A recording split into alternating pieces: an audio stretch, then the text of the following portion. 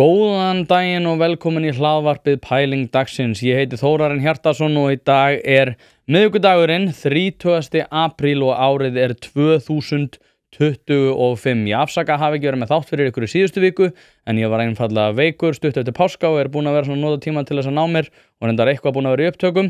En áðurinnum hefinleika, það langar mig að þakka samstarfsaðilum mínum sem eru Alvörubón, Bæjarins bestu pilsur, Pólsen, Bílrúðuskipti, Ljárdalir.is sem sér að þjónusta þá sem að vilja kaupa sér minni vinnuvélar og að sjálfsögðu Happy Hydrate sem að heldur okkur heilsu hraustum. Svo langar mig reyndar að minna á fésbókarsíðu hlaðvarsins sem heitir Ein pæling umræður en þar er hægt að bera fram spurningar fyrir viðmælendur og koma með bara einhvers konar athugasemdir svona í svona hófi. Ég nenni ekki að vera að taka þátt í einu svona rugli. Og svo að sjálfsögðu langar mig að minna á partus.is/ein pæling þar sem að fyrir aðeins 990 krónur getur fengið þennan þátt á undan öðrum og án auglýsinga. Það er ekkert sem að kostar 990 krónur fyrirgefið heldur en þetta hlaðvarp, þannig að ég mæli eindregið með því partus.is/ein pæling. En helst það náttúrulega forsendan fyrir því að ég vilji að fólk gerist áskrifendur er svo að þá er náttúrulega fólk að gera mér kleift að búa til þetta efni. En vindum okkur í þetta. Ég hef fjallað undanfarin áreindar og svo að undanförnu fórnarlambavæðingu sem að ég tel vera töluvert hættulegri heldur en við kannski almennt gerum okkur grein fyrir. Þetta hefur birst meðal annars og eiginlega sérstaklega á samfélagsmiðlum. En þó ekki einungis, fórnarlömbum er hampað í fjölmiðlum, ýmislegri afþreyingu eins og sjónvarpsþáttum á vinnumarkaði þegar kemur að inntöku háskóla og bara mjög víða. Og þetta er svona bandarískt fyrirbæri, það er búið að vera ótrúlega fyndið núna þegar að Sólveig Anna svolítið óð í vókið að þá er fólk alltaf að kvart undan því að það sé verið að innleiða einhvers konar menningarstríð frá Bandaríkjunum. En hver í ósköpunum innleiddi þetta menningarstríð? Hver var það sem er búin að helst vera að krefast? Það voru Black Lives Matter mótmæli hér á Íslandi sem var náttúrulega benda á ofbeldi lögreglu gagnvart þeldökkum sem var samt sem áður þegar öllu var að botnin hvolft reist á mjög veikum grunni, þar að segja þar sú barátta var háð á tölfræði oft á tíðum sem að á ekki við rök að styðjast í dag og Roland Frey náttúrulega fletti svolítið ofan að þessu fyrir í rauninni það gjald að hann er ekki jafn, hvað ég að segja, ég held að hann hafi verið yngsti þeldökki prófessorinn til þess að fá æviráðningu við Harvard en í dag er hann einfaldlega, og þó mig gæti reyndar verið að mismuna, hann gæti ennþá verið í Harvard núna þegar ég pæli því. En það sem ég ætla að reyna að færa rök fyrir hér í dag er að þetta er mjög slæmt fyrir samfélagið og það sem ég ætla að reyna að færa rök fyrir er að þetta er mjög slæmt bæði fyrir okkur og náttúrulega samfélagið í heild, þar að segja þessi fórnarlambavæðing sem hefur náttúrulega verið ákveðin kimi þessara woke hugmyndafræði sem að hefur tröllriðið öllu. Scott Barry Kaufman er prófessor við Columbia og hann hefur fjallað þetta og vísar þar meðal annars til Jonathan Haidt sem hefur verið mikið að fjalla þessi efni og hann bendir sérstaklega á því hvernig þróun í inntökubréfum hefur verið í háskólum. Það er að segja að það heitir Letter of Purpose sem að byrjuðu að breytast mjög mikið í bandarískum háskólum bara fyrir örfáum árum. Þeir sem að hafa sótt háskólanám í Bandaríkjunum ættu að kannast við þetta en þetta heitir Letter of Purpose og vegur alla jafna svona nokkuð þungt við inntöku í háskóla og þetta er reyndar eitthvað sem hefur meðal annars verið notað sem rökstuðningur því að mismuna fólki eftir húðlit eins og ég fjallaði áður og fjallaði náttúrulega sérstaklega í síðasta þætti þar sem að lokum Harvard laut í lægra haldi eftir að hafa reynt að færa rök fyrir því að mismunandi kynþættir ættu að fá mismunandi afgreiðslu þegar þeir sækja háskólanám. En Scott Barry nefnir í þessu tilvimni hvernig inntökubréfin hafa breyst og þá ekki bara með tilliti til þess hvernig þau eru og hvernig þau eru nýtt af þeim sem eru að taka við umsóknum heldur einnig hvernig nemendum hefur hvernig þau hafa breytt í hvernig þau aðhafast við það að skrifa slík bréf og hann fjallar það að áður fyrr þá hafi nemendum verið alla jafna svona tamt að færa rök fyrir því hvernig þau hafa tekist á við áskoranir og svona sigrast á raunum lífsins og tala svona það hvernig svona lífið hefur veitt þeim verkefni sem hefur gert þeim kleift að takast á við erfiðari verkefni og þar af leiðandi betri í stakk búin til þess að takast á við nám við einhverja af þessum flottustu háskólum. En í dag segir Kaufman að þetta sé aðalega bundið við það hversu mikið fórnarlamb viðkomandi og hann talar Kaufman talar sob stories þar sem að inntökustjórnendum þeim gefið svona mynd af því þegar látnir fá þá tilfinningu að þeir að vorkenna viðkomandi svo mikið að hann eigi skilið að fá inngöngu. Og þetta miklu mikilvægara heldur en við svona almennt teljum og þó svo að við þekkjum þetta ekki mikið á Íslandi að þá þetta sko í Bandaríkjunum þetta gríðarlega mikilvægt plagg í umsóknarferlinu en það sem ég ætla að reyna að færa rök fyrir og eitthvað sem að Kaufman reyndar færi rök fyrir líka hjá Columbia háskóla að þetta hefur miklu meiri áhrif á það hvernig akademískt umhverfi þróast og náttúrulega nú í dag að vita að það búið að markaðsvæða aðkomu fólks að þessu bæði með því að auðvelda fólki að komast inn í skólana en líka með því að vita nákvæmlega hvað þurfi að koma fram og hvað viðbrögð mismunandi leiðir kunna að hafa á inntökustjórnendur og til að skilja þetta betur mæli ég með myndinni Operation Varsity Blues, The College Admission Scandal þar sem að meðal annars komið inn á það að ríkasta fólk svona Bandaríkjanna buðust leiðbeiningar til þess að koma börnum sínum í afburðaskóla þrátt fyrir það hafa ekki afburðanemendur og þar var notað einhvers konar þvæla það að barnið væri afburða íþróttamaður og því sagt einmitt að merkja við að það sé af erlendum uppruna og dökkt á hörund að einhverju leyti og þar fram eftir götunum og þó svo að það var reyndar ekki fyrr en núna sem að þetta kannski aðeins farið að skána þá langar mig að ræða þetta í samhengi við hver upptökin af þessum faraldri fórnarlambsvæðingar hefur verið og spyrja af hverju þessum faraldri tókst að eyðileggja skólastofnunum innan frá mikið og raun ber vitni.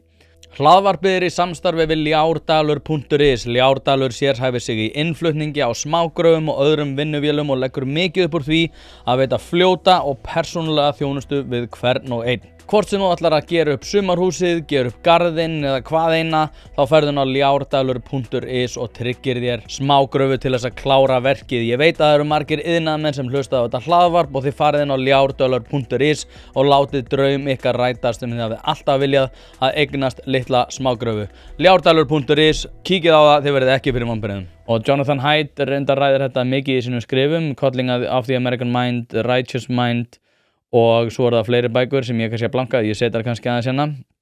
En hann reynir að fara rauk fyrir því og segir að upphafið á þeirri birtingamynd sem við höfum séð á undanförnum árum, þar sem að ungir krakkar hafa tekið yfir skólastofunar og krafist þess að ákveðnir aðilar fá ekki að koma fram og vegið þannig að akademísku frelsi farið fram á það að kröfur séu lækkaðar gagnvart ákveðnum hópum og sannfært sjálfa sig að ástæður þess að þeim gangi ekki vel í lífinu eða þá í skólanum sé vegna þess að það einhverjir aðrir sem að halda þeim niðri og jafnvel gengið svo langt að takast á við beitt ég þannig að æviráðinni prófessorar séu jafnvel reknir úr sinni stöðu og það bara einfaldlega undir þeim formerkjum að þeir séu ekki að kenna nákvæmlega eftir höfði skrílsins sem að hefur verið að beita sér í þessu öllu. Og það sem hefur náttúrulega verið kannski verst í þessu að þetta hefur gerst fyrir atbeini örfárra brjálæðinga sem hafa haldið fólki í siðferðislegri spennitreyju. Og ein svona grunnstoð sem nýtt í þessu við þetta tilefni þarf að segja að þú sért að reyna að fá viðbótar status og það að þú einhvern veginn að vera tekin alvarlega undir þeim formerkjum að þú ert orðin fórnarlamb. Og þín upplifun af því að verða fórnarlamb verður einhvers konar einkenni og svo náttúrulega þetta svo sett eins og við þekkjum svona ýmsir píramítar og einhverjir svona ringir þar sem að og þetta ennþá kennt að háskólastigi kynjafræði sem náttúrulega einmitt það sem að við ætlum núna að fara að kenna öllum skólastigum sem einhver mesta bilun sem ég veit að þá verður þitt einkenni af því að verða fórnarlamb verður það hversu mikið vægi þitt innlegg eigi að vera í umræðuna og það eins og ég var að tala áðan með Black Lives Matter þar sem tölfræði einfaldlega tekin og bjöguð undir þeim formerkjum að þú ert að leita að einhverju svona æðra markmiði.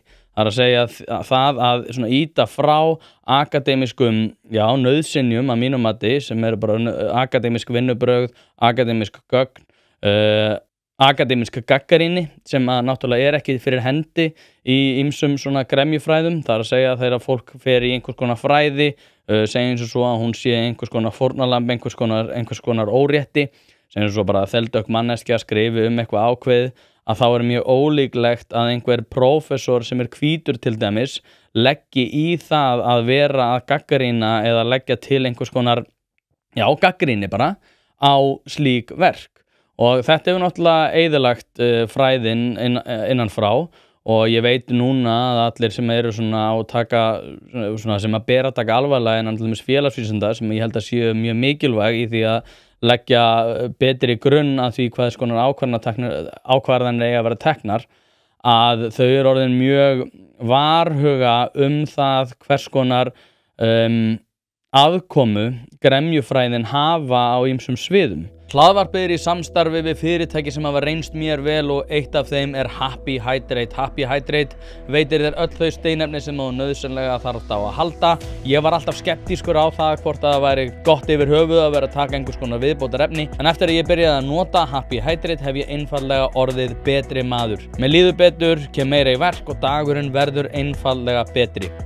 Þetta dagskammtur af C-vítamini, engin gervisykur, dregur úr þreytu, inniheldur nauðsynleg vítamín og bara heilt yfir frábært. Því mæli ég eindregið með því að þið notið Happy Hydrate og skál fyrir því. Mannfræðin til dæmis að mínu mati búið að eyðileggja hana innan frá, sérstaklega út af kennslugögnum sem hafa komið frá Bandaríkjunum, þar sem að allt eiga að vera horft í gegnum einhverja linsu algjörs fáránleika það að hvítir hafa einhvern veginn haldið öllum öðrum niðri og hvítir séu rót alls ills. En þetta ekki bara í gögnunum, því að samhliða þessu, eins og ég var að koma inn á rétt áðan, sko að það núna verið að beita sér innan skólastofunar undir þeim formerkjum hvernig fólk á litin. Og ég ekki að grínast. Ég að tala við fólk sem í hinum ýmsu fræðum, sem eru að segja mér frá og segja mér sögur það að kennarinn gerir bókstaflega ráð fyrir því að hann eigi að vera að leggja grunn að umræðum innan skólastofunar undir þeim formmerkjum hvernig fólk á litin. Það að segja, ef einhver segir eitthvað sem eitthvað nákvæmlega á litin, að þá það vegið undir þeim formerkjum hvaða litur það Og svo einhvern veginn við komin á þann ótrúlega stað að þetta að vera kennt innan skólastofunar. Það að segja að karlmenn náttúrulega vera að hafa sig hæga í því að vera að koma með einhvers konar athugasemdir gögn eða jafnvel skoðanir þeirra sem eru konur og eru þeldökkar og eru fatlaðar og þetta allt út.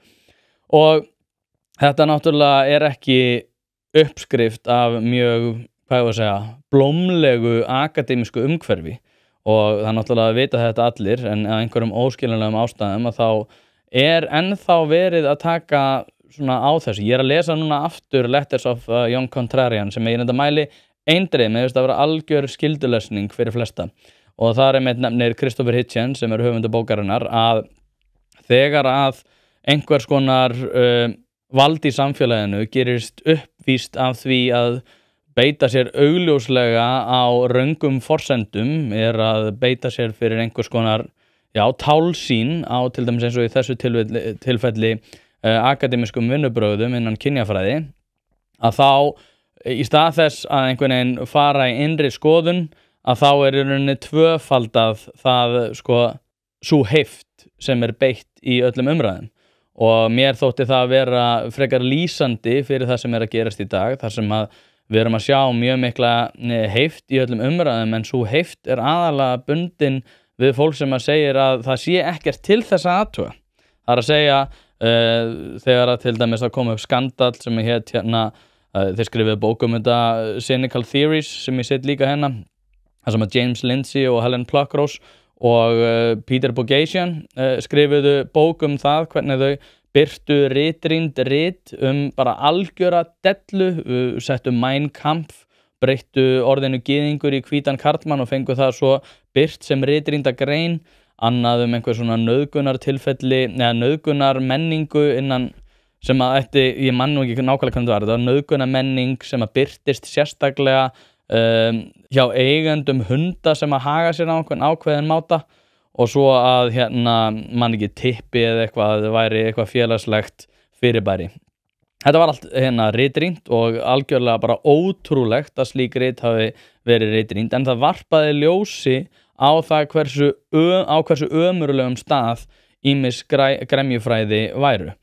Og þetta eins og ég segi, núna erum við að sjá tvöfölduna þessu út af því að þetta náttúrulega byggt á svo ótrúlega veikum grunni akademist séð að í stað þess að horfa inn á við að það náttúrulega gera þessi grein fyrir því að þau eru það djúpt sokkin í síkið að það held ég bara betra fyrir þau og fýsilegra, þannig að svona leikjafræðilega þá skilja það að vera frekar þá að beita sér fyrir því að vera bara fara í enn meiri heift og segja já, þú veist, þetta bara lýsandi þá ertu ennþá meira rasisti og þú ert ennþá meira þetta. Við erum að sjá til dæmis bara þegar að koma upp mjög mikið af svona málum varðar menningu, við erum að sjá bænahúsi rekið af Isavia og við erum að sjá ótrúlegustu hluti gerast varðar menningamál, að þá það bara, já nei, það er rasismi og já, hvítir karlmenn hafa núna loksins áhuga á nauðgunum út af því að þeir vilja hafa einkarétt á því að nauðga íslensku stúlku. Þetta svona, þú veist, maður bara hvað það að segja?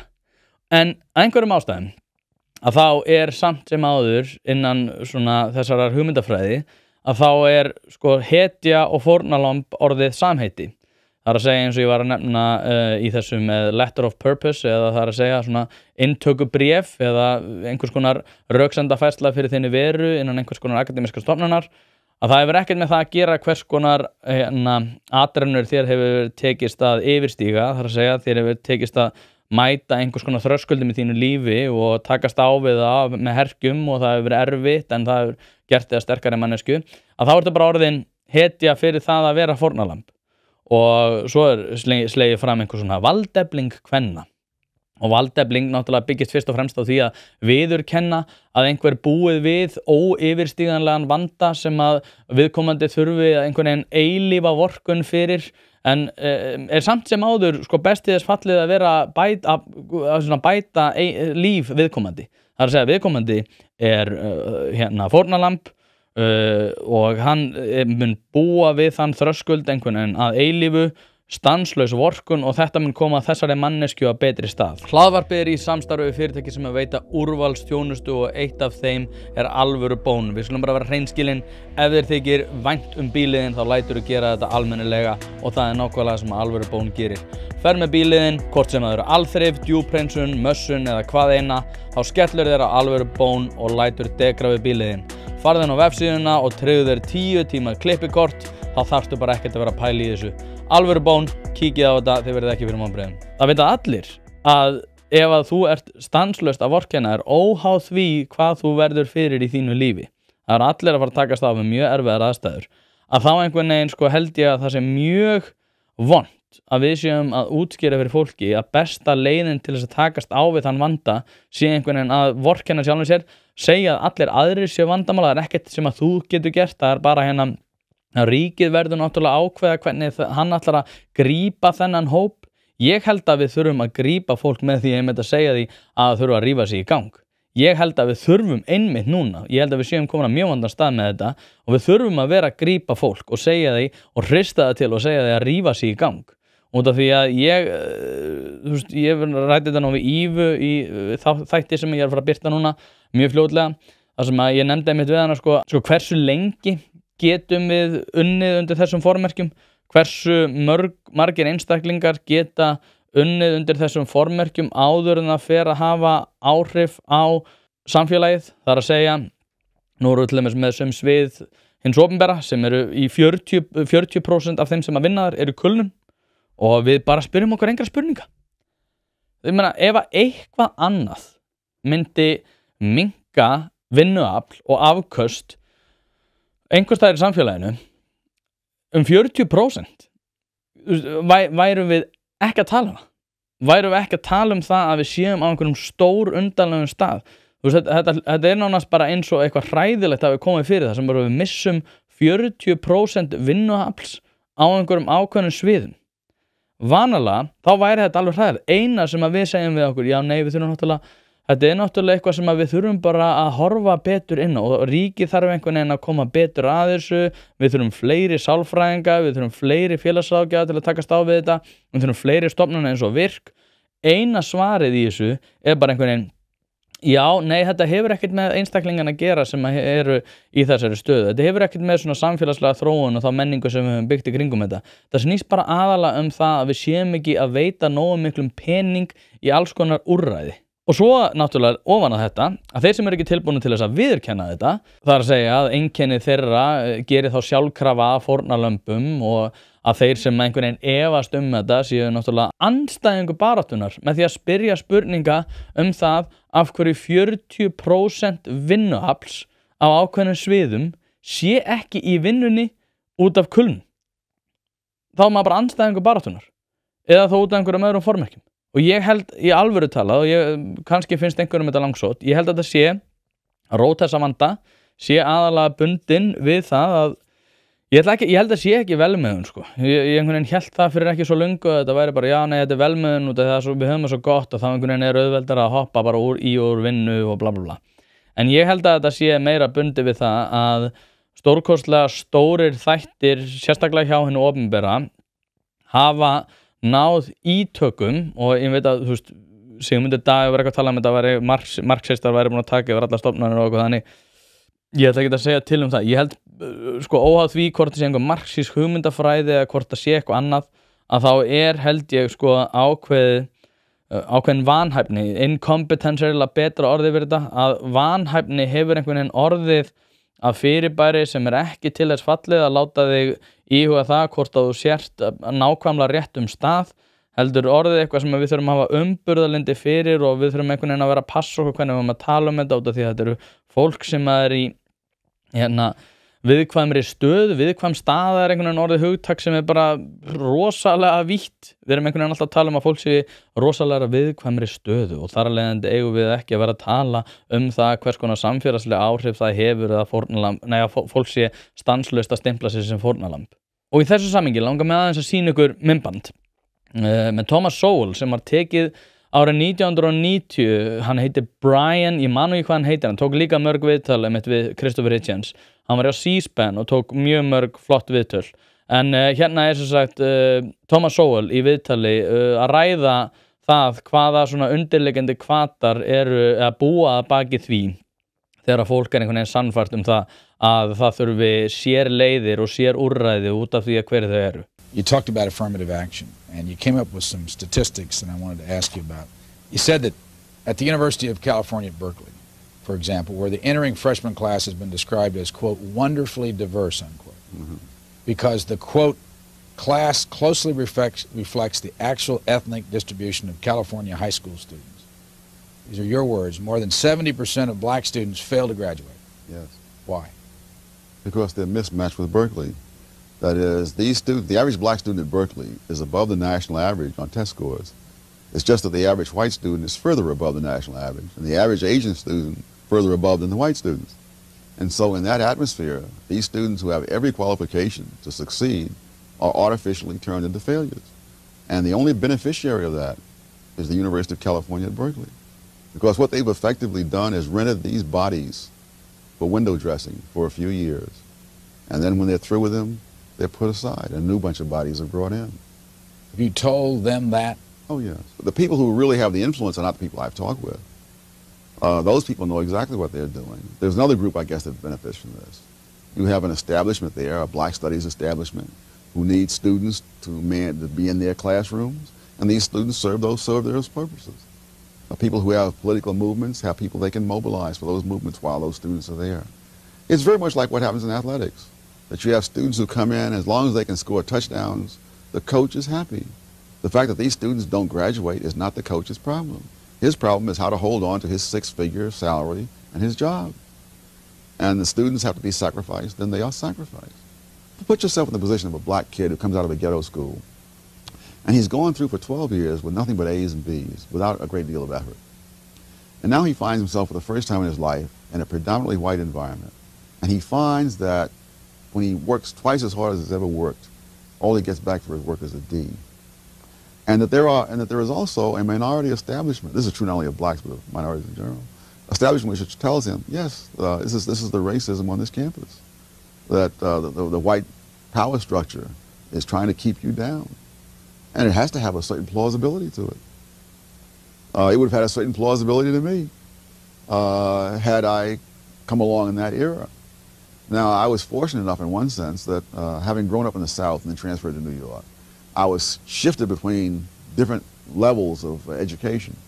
And so I was a top student in my class in North Carolina, and then I was immediately the bottom student in my class in Harlem. And I was way behind whoever was next to the bottom because the educational differences were just that great. Very painful period of adjustment. But there was no racial issue involved since all the other kids who were ahead of me were all black. And so I got through that. But it's truly criminal what goes on in terms of using and manipulating the students to serve all kinds of external purposes. So what's causing it? The fact that you do have those little elites who have their agenda. It's the fact that the black students are forced to come out and do the demonstrations and the whatnot. The fact that you have students there who are tremendously alienated because they suddenly find themselves in this situation where academically it's all they can do to keep their noses above the water, if they can do that. And then there's someone there to tell them that this is all due to the white power structure. Hlaðvarpið í samstarfi við fyrirtæki sem hafa sett svip sinn á íslenska menningu og eitt þeirra eru Bæjarins bestu pylsur. Ég og þú vitum alveg að þegar við fáum okkur pylsu sem ekki frá Bæjarins bestu þá vildum við að svo væri. Það segir það í orðinu, þetta eru Bæjarins bestu pylsur. Þið vitið það, ég veit það, skellið þessu hlaðvarpi í eyrun, farið á næsta sölustað og kaupið ykkur tvíhleypu ásamt einhverju góðu að drekka. Og þá kem ég að svona síðari þætti sem að mér finnst mikilvægt að nefna í þessu samhengi og það það hagkerfi sem hefur skapast í kringum þetta eins og Thomas Sowell kemur inn að þarna. Og þetta mikilvægur þáttur því að þó svo að hvatarnir séu að stórum hluta félagslegir þá eru þeir einnig að stórum hluta fjárhagslegir og þeir birtast bæði í því að skapa sér ákveðið svona dagskrárvald en það sem náttúrulega sjálfsögðu mikilvægara eins og ég hef nefnt svo oft áður í þessum þætti að þá þetta skapar líka svona, eða þetta ákveðið tangarhald skilgreiningavaldsins og það hvernig við svona tökum hlutum sem svona sjálfgefnum, svona sjálfgefin hugrenningatengsl og einhvern veginn svona, ég ætla að segja svona sama sem merki svona væðing og það til dæmis að tala íslensku, lætur þið sjálfkrafa hugsa það að viðkomandi sé tortryggilegur einstaklingur sem að enginn ætti að taka mark á undir þeim formerkjum að hann sé í rauninni rasisti. Og ef einhver setjur spurningamerki við það að kynjafræði sé kennd til dæmis í grunnskólum að þá ertu ekki bara að gagnrýna akademísk vinnubrögð heldur ertu líka með annarlega hvata sem að þú ert ekki að leiða í ljós því að það myndi náttúrulega svipta huluna því svona þínum raunverulegu markmiðum sem að búa til eitthvað svona cis-heteronormatíft hvítt samfélag fyrir karla.